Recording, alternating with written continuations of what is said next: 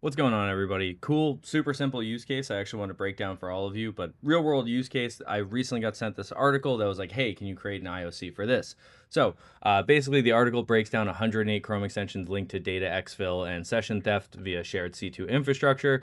And there's kind of a full breakdown here of exactly what they're doing and just a whole ton of great content within this article, which I will share and link in the description. But the generalized point is kind of twofold. First of all, Chrome extensions tend to be a little bit difficult for traditional process-centric EDR tools to see and get visibility into as they're loaded into the actual process of Chrome itself. And that's something that AI Query excels at being able to grab, again, making a perfect complement to existing EDR tools. The second piece is really the reduction of time to context. So when you get an indicator of compromise from something in the news like this, a wonderful, well-written article breaking down all the requisite components, how can you take that insight and then use it to generate actionable insights across your environment? Basically identify, does this exist across my environment, or can I prove that it doesn't exist across my environment to say, hey, look, we've done a good job. None of these exist in our environment. We don't need to take action immediately. Or if they do, identify which machines to immediately take action on, which you could do via LiveShell or something of that nature. But basically, again, I won't go through the whole article. Highly recommend checking it out. Really great breakdown. But what I did is I went on over to this indicator of compromise section. It's got a lot of good information, the publisher names associated, as well as the Chrome extension IDs, all 108 of them. So how do we translate this into actionable insights within AI Query? Super simple. I already did it, but I'll actually show you the workflow steps. So right here, I created this crazy long prompt, but effectively it just says, using users table as primary so we can get user attribution, join Chrome extensions to look for if any of the following extension IDs exist. And then that generated this big long query.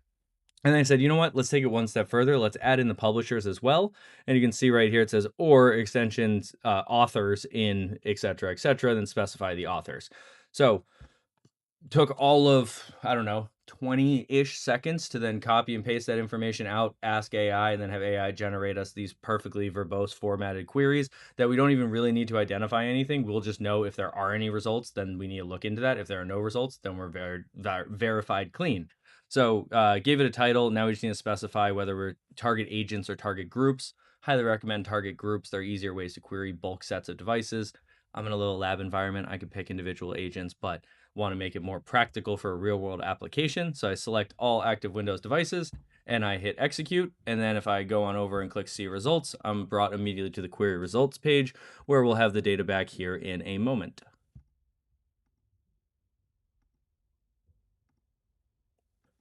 Right, and there we go.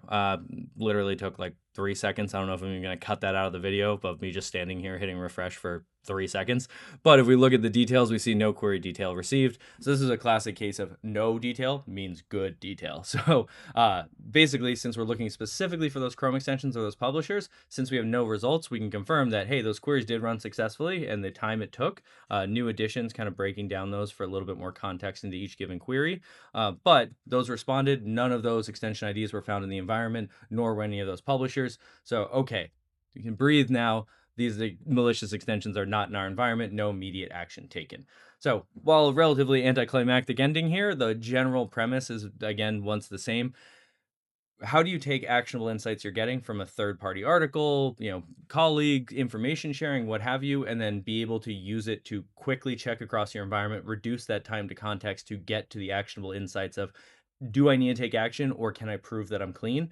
And I want to show you how easy AI query makes it. Copy and paste it, stick it into the query smith. Query smith formulates you a beautiful query, execute it across your environment, and boom, just like that, I'm confirmed that I do not have these malicious Chrome extensions across my environment. Good to go. And that's it. That's the whole use case. So hopefully that was helpful. If you have any other use cases, please let me know. I love doing these breakdowns of real world tangible things that people send me. And until next time, please check out our videos on YouTube and LinkedIn. See ya, everybody.